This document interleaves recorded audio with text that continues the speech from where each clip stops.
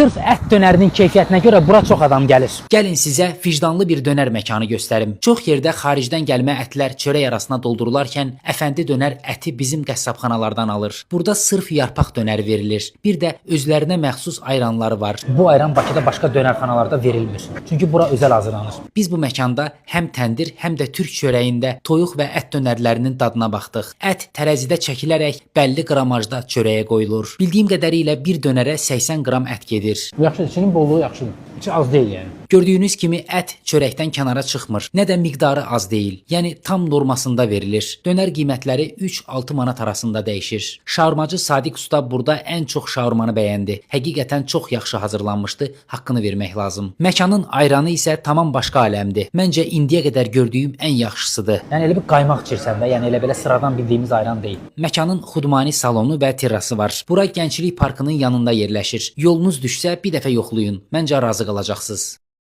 Dostlar, kanalıma abunə olmağı və bol-bol şərhlər yazmağı unutmayın. İzlədiyinizə görə təşəkkürlər.